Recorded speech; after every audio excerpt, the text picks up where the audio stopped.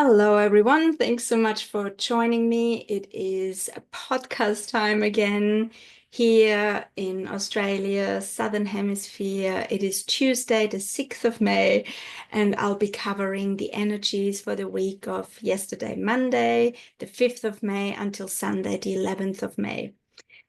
Yes, we are moving ahead. The month of May, the fifth month, is quite in motion. We have we had all planets in direct motion up until today, where Pluto is retrograde from here on until mid of October.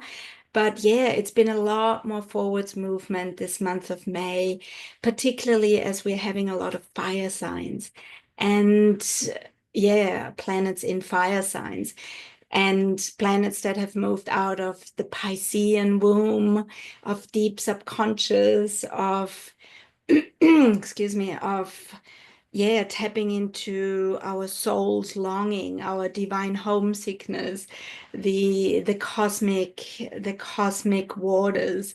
So we still have Venus in retrograde shadow until she reaches the 10-degree mark in Aries, but Mars is now out of shadow, out of his shadow period. So yeah, things are really gaining momentum. We are experiencing more clarity. I feel whatever we've been putting on a back burner, we are tapping into, maybe still a bit slow, which is a good thing, because we have the sun in the sign of Taurus for another about 2 weeks. So happy birthday, all you Taurians out there. And so, yes, what I'm talking to you about today, it's interesting. It's a bit more of a quiet week, really, until we hit the weekend, when the moon, when she goes into the sign of Scorpio, where we will also have the full moon in the passionate, obsessive sign of Scorpio on Tuesday, Tuesday the 13th, here in the Southern Hemisphere. That's when the full moon is at 4:30, roughly 4:30 p.m. And so the energies are already leading up towards that. So I will talk about the full moon in next week's podcast, which will be exactly on the full moon. So there will be a lot to talk about, and with great intensity and very Scorpio-like, especially me being a Scorpio as well. And I relate very much to, yeah, deep, dark birthing, rebirthing, life, death, and rebirth. And we do have a lot of those energies already: life, death, rebirth, dying to the old, letting go. And yes, so this week I will talk about Pluto's retrograde journey. Pluto just over the last 2 days stationed, which is always, it's a big deal when, I mean, Pluto is is when Pluto stations, it creates, it's like a tanker in the ocean. It creates it's such a strong, intense energy when Pluto stations, because it is our deep subconscious. It is everything bottom of the barrel. So things, I'm sure for a lot of you, things have been up, and without us even, often knowing what it is. It can be just that uncomfortable feeling of something needs to change, something old needs to be dismantled. We need to go, through a recycling process of a rebirthing, a rejuvenation. So this is really big. So I'll be talking about Pluto a bit, and also looking at Venus. Venus, she's been a big, big player over the last many weeks, particularly this year, as she's been retrograde, which also where we've been tapping into our deep desire nature. What is it that I want? What do I like? What do I dislike? What is no longer serving me? Venus reminds us of our self-worth value system. Also, Venus has to do with money, finances, spending habits, how much my value is tied into possessions. And so she's been really on a deep dive, and we've all experienced that more or less. Of course, it so depends on what dialogue Venus makes in our personal setup and how much we engage with this dialogue. And so Venus is now in the sign of Aries. She's still in her retrograde shadow until she reaches the 10-degree point, which I'm just going to have a look when that's going to be. So she is probably another, yeah. So we're looking at about mid-May, so not too far, long away. When Venus reaches the 10-degree of Aries, that's where she started her retrograde journey. So we're still recapping, we are integrating, we are tuning into, yeah, again, that's our worthiness.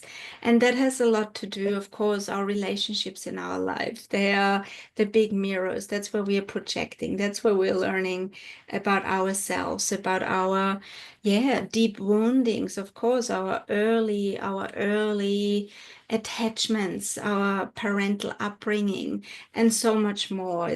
We're very complex. We're very complex beings. And so now that she's in the sign of Aries, and I said also last time in Aries, she's the furthest away where she's comfortable in, which is the sign of Libra. And Aries is also a Mars-ruled sign. So it's the sign of the warrior, the conqueror, my will, my way or the highway. And so Venus in that sign, she's strong, she's unapologetic, she is really going for what she wants, not censoring herself. And there is great strength in that. And while there is great strength, she could also be a bit reckless, maybe. And when I say she, it's our inner feminine archetype. So whether we are masculine, feminine, whatever our sexual orientation is, we are all feeling that yeah, our desire nature and the relationships we're building. And so Venus in the sign of Aries, and I'm also going to look up how long she's going to move through Aries, which is until the 7th of June. So until the 7th of June, we will have Venus in the feisty sign of the warrior. And I feel like maybe for a lot of us, we've been feeling that maybe a certain courage, also a rage, courage, core rage has been moving through our whole being, maybe where we've been feeling suppressed, where we've been holding back, feeling like we are not, also, yeah, where we feel like we are not loved, we're not valued, we are not seen and heard. And so there's a lot, and with all of that, there is also a lot of wounding that can come up, a lot of the core wounding of, yeah, where we haven't experienced the love first by our caregivers, where we haven't had, yeah, that sense of belonging, the sense of unconditional love.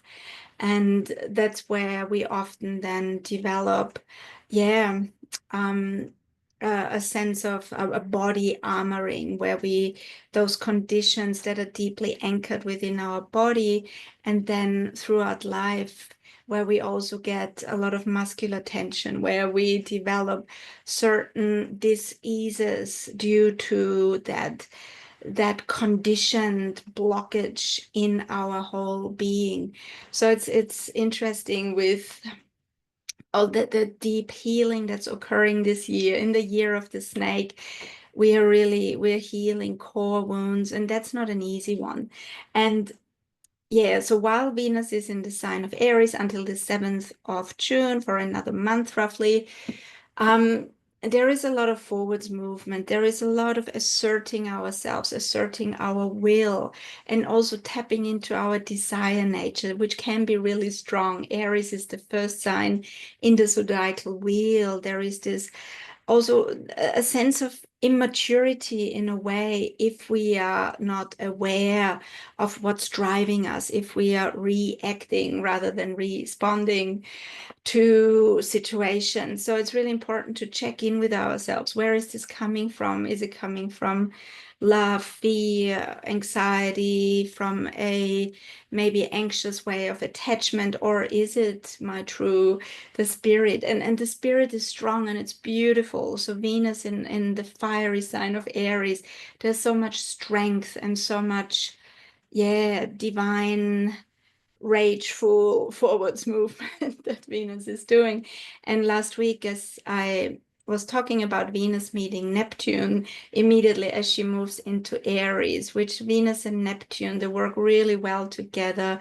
It's like the spirituality, our higher learning. So they've been touching up as Venus has been moving past Neptune now, and she holds that inner wisdom, again, that womb space of the deep subconscious, of an inner knowing, an inner wisdom.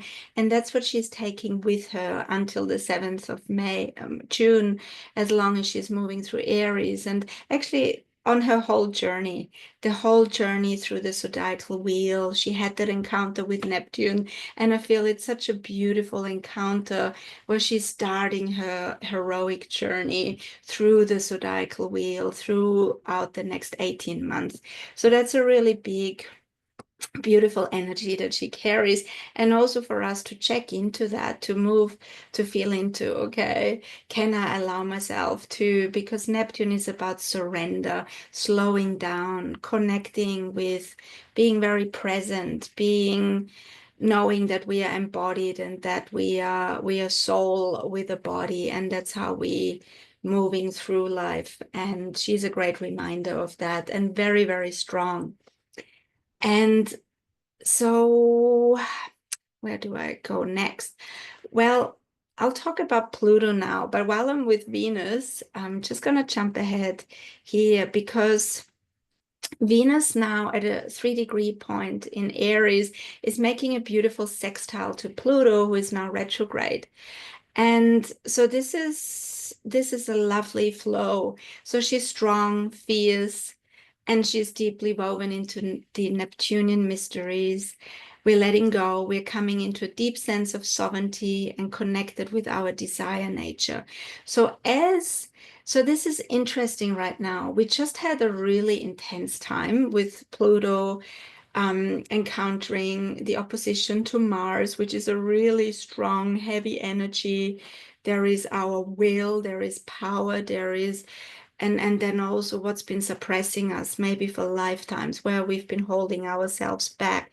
They're really strong energies, Pluto and Mars, and both rule. Modern ruler Pluto, traditional ruler of Scorpio is Mars. So Mars and Pluto, they're actually working together, but this opposition of those two, it's been really strong, and it could have been feeling like a pressure cooker inside, like, yeah, breaking free from old ways of being, and where we are not having been able to move forward and being held back, particularly with Mars in Leo. There's so much warmth and a joy of life to move forwards, to be playful. And so, and why I'm talking about that is because this Pluto, who is now retrograde, holds that energy of that just recent Mars opposition that's been really bringing up again, I feel like a divine rage, a yeah, I feel like a lot of us could have been feeling very angry lately, and it doesn't have to be doesn't have to be at a certain person or situation. I feel just like that, an ancient ancestral rage and pain and suppression that we might have been feeling, that's been coming up. And also, if we're angry with a particular person, then very likely it's not just what's happening in the here and now. There's a lot of ties that weave back into early experiences, and maybe also experiences that we are not aware of in utero and prior.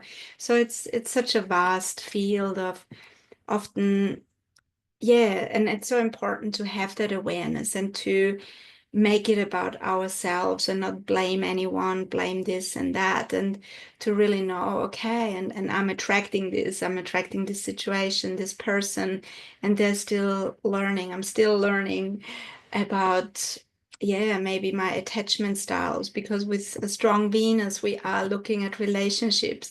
The Pluto opposition to Mars, we have the counterbalance between masculine and feminine. So we are really learning with Saturn and the North Node, taking responsibility for our actions, how we want to show up in the world. And so now this Venus, who has been challenged and going through her rage, and also another player here is Black Moon Lilith in a square to Pluto, who was also in a square to Mars. Again, that feminine rage. It's in many ways, wherever we're looking, there is this sense of breaking free through any restrictions, but not in an immature way, not in a way that is rebellion for any price or without a cause. There is, yes, we might feel that rebellion, and it's important. It's a really important drive, and simultaneously also we don't want to hurt anyone while we are healing those core wounds. So it's really important being aware and also removing ourselves, and when we need space for ourselves, which is also so important, that we have time in solitude as much as we can, which we are all, most of us, very social creatures, and the human experience is a very beautiful social one. And at the same time, can we be comfortable in our solitude? And that's becoming more and more important. And so yes, so Venus is a big player in a sextile to Pluto, so they are working together now. And whenever we encounter Venus and Pluto, again, relationships, intensity of relationships, the passion, um, and also with Pluto and Venus, there come a lot of obsessions as well, obsessing over another maybe, or that sense of betrayal, that deep longing, the um all or nothing. And so there can be a lot of these strong feelings, and simultaneously Pluto and Venus, they're working together now. So this is beautiful. So we can acknowledge whatever wants to arise. We can sit with it, we can be with it. And also today, tomorrow, we have a beautiful energy with Mercury. Yeah, so on the 7th, Mercury is coming together with Chiron, the wounded healer, in the sign of Aries. So it's a great day to communicate our truth and generate greater healing that way. What feels suppressed and needs to be brought up to the open. Pluto retrograde and the urge to be truthful and honest with ourselves and the people that matter. That's strong. The core wound can be deep and the armoring strong. Being aware of our communication style as Aries is fiery and spontaneous. Love, truth, and beauty prevail. Because, yeah, we still have Mercury in the fiery sign of Aries. So we are very quick-witted, we are fast, we are moving swiftly. And Mercury, being our communication in Aries, can drop something very swiftly and without thinking all that much or tuning in. And once we've said it, then it's said and we can't take it back. So it's important to be aware of that. Also, Mercury is the psychopomp that's taking the souls into the deep subconscious, taking the people to the hearth to gather around their own inner truth. So Mercury was always referred to, related with, the psychopomp, the hypnotherapist, taking us into the depth of our being. And that together with Chiron, I feel like we're really taken into that realm of truth and that deep honesty with ourselves. And what did I just want to say? Yeah, anyway, lost the trail here. So that's a powerful energy, particularly today, Tuesday, Wednesday, where we might have honest, beautiful conversations with our loved ones, and really stating what is important to us, what it is that we need, what nurtures me, and to move that back and forth. We give, we receive through conversation, through that sharing of a loving energy with each other. And the beautiful thing is here that the whole month of May, we have Venus still in Aries and Mars in Leo. They're both fire signs. And so they're traveling together. It's still, there is degrees between them, but the energy is there. So we have a beautiful, fiery, warm energy that is forward moving, both planets direct. Yes, Venus still in shadow until middle of May. So there's still things we are resolving, we are integrating, we are working through from the last couple of months, actually from this whole beginning of the year. So they're in a connected fire trine, Mars and Venus, divine masculine, feminine. So while we might have conversations around our needs and what is no longer serving us, what we desire, there is a flowing dialogue between Mars and Venus, and chances are that we can work things out with our loved ones. So there's also, through those conversations and that deep honesty, is maturation, growth, and wisdom, because also we have Saturn in the last degrees of Pisces together with the North Node. So there is also that fatedness, that karmic aspect to it. And whenever we have Saturn and the nodes, which are a lot about that fatedness, and there is also, I feel like, again, adding to that healing quality is a release of ancestral burdens, of ancestral weights that have been, where we have been feeling weighed down.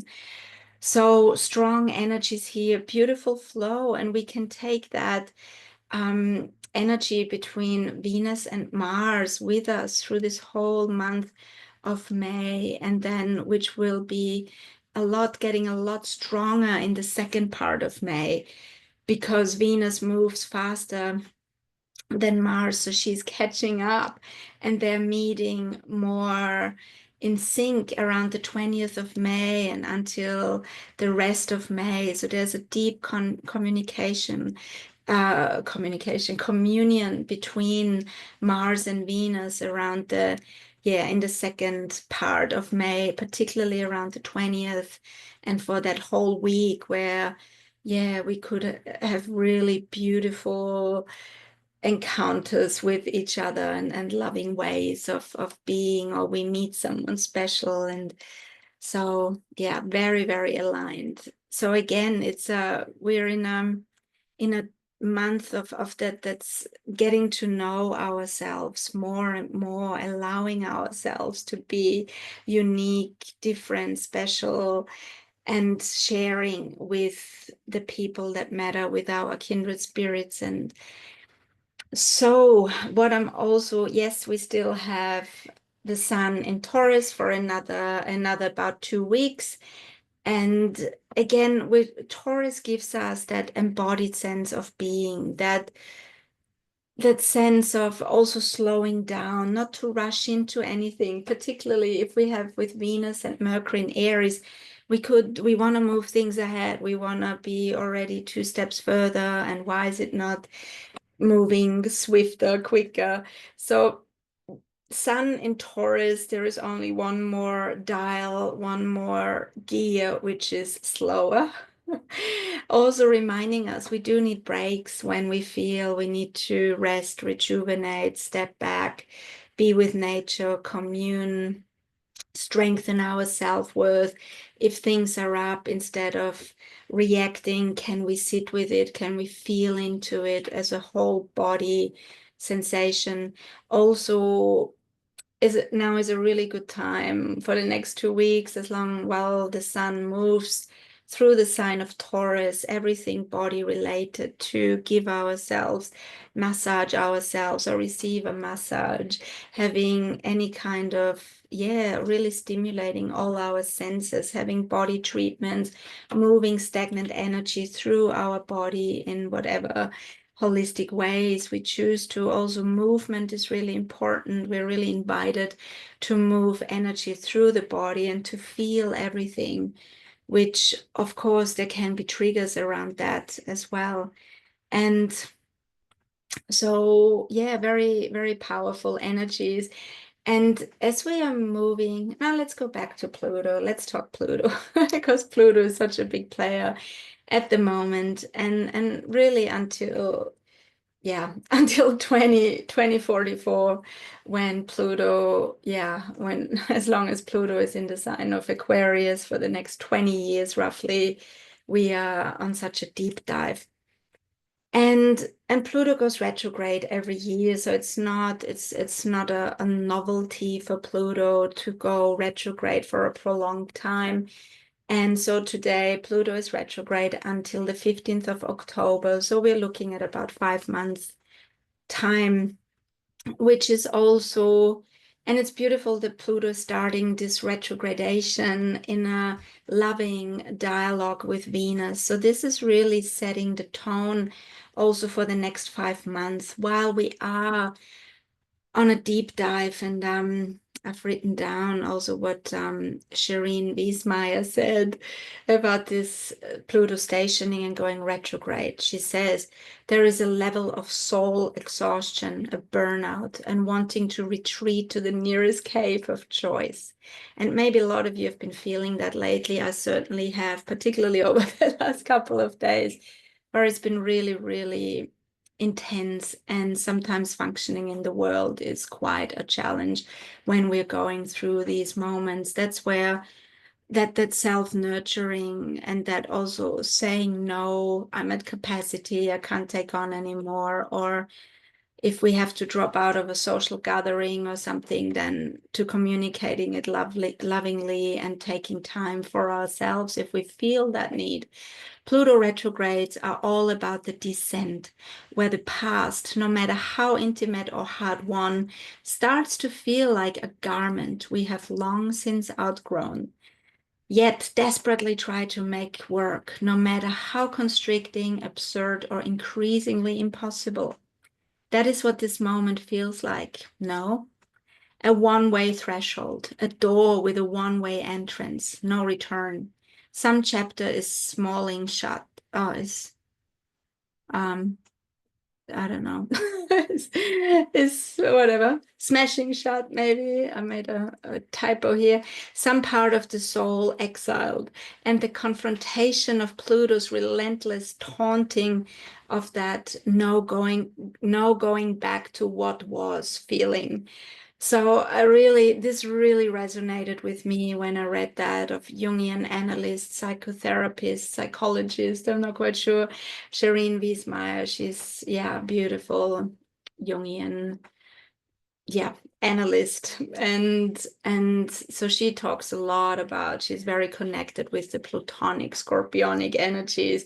And I really resonated with those Pluto energies. And I feel like, yeah, a lot of us have been feeling that. And as Pluto is starting this retrograde journey into the underworld, and in the myth of Pluto, we have that the abduction of the feminine of Persephone, who went into the underworld, and she was, yeah, abducted by Hades, Pluto, and remained in the underworld for 6 months, and then was released for the other 6 months to be with her mother Demeter. So there is that, yeah, there is that, the the going into the underworld, the descending, and also it's not just a going down, it's really, what are we doing here? What are we doing in the cave of inner knowing? What are we doing? What are we making out of encountering our inner world, the jewels of our very core? And this is the thing. It requires a deep honesty, awareness, and really, yeah, recapping what is serving me, what is no longer serving me, to be to really feel that deep encounter with ourselves. And excuse me. And yeah, so we are really, it's a very intimate and personal journey. And this personal journey is starting today or has for the last couple of days. And there is also, while we are moving through so much, that revisiting, reevaluating, readjusting our value systems, particularly as Pluto is retrograding in this beautiful contact with Venus. It brings up our core values, our virtues, our sense of self, that worthiness. So we are really going on a deep dive over the next couple of months, which doesn't mean we're going to be in a cave until mid-October.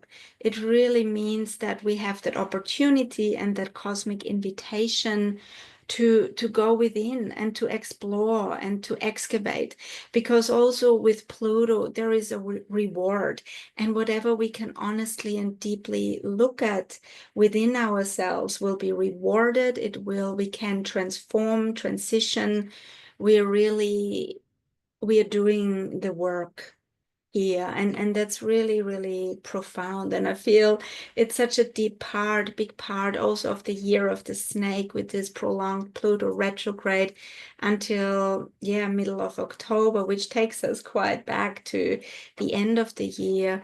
And I feel throughout this time that is starting now, we will be able to encounter others, meet relationships, meet others in a more truthful, honest way, where we feel, I really care for that person, and I care for myself. So let's be honest with each other in a loving way, and it will clear out any debris. It will, it's like this. Yeah, we are recycling. We are going through a decomposting process. And I feel it's very much an invitation from the universe, and very, very important to our forwards movement to have Pluto retrograding for this prolonged time. So while this is a bit more of a quiet week, other than that, the energies are building as soon as the moon, as she moves into Scorpio, which she's moving into Scorpio on Sunday, the 11th, which is already giving us that energy of the full moon that's coming on the 13th.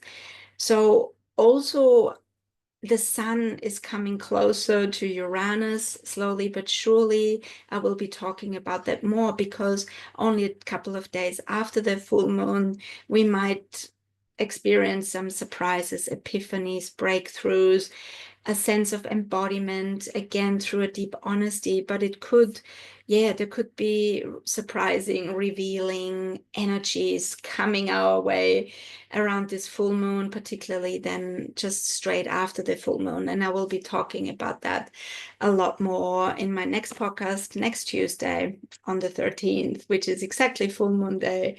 And also then on this weekend, there is already the Uranian energies building as well, also because we have Mercury is moving into Taurus as well.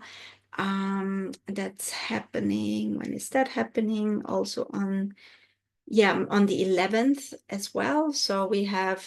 So the moon, she's moving into Scorpio on the 11th, and we have Mercury opposing the moon in the sign of Taurus. So there's already a buildup of intensity. Also Mercury now in the sign of Uranus, there's that Uranian shake-up quality, feeling of liberation, of freedom, liberating ourselves from any constraints. But also, of course, whenever the moon, when she goes into Scorpio, deep feelings are revealed. And also, of course, the moon, as soon as she hits Scorpio, she's coming into a square to Pluto. So the energies are building towards the full moon on Tuesday. And what that all means and how we can navigate through these times, which are incredibly powerful. And also being aware that as the moon, as she's growing, and also the tides are stronger, our emotions are felt more deeply, particularly with the sun in Taurus. We're really feeling more of an embodied sense of our strong inner feeling world, and how that's gonna unfold into next week. Stay tuned. I'll be talking to you next week, Tuesday, the 13th, again for the energies of the week ahead.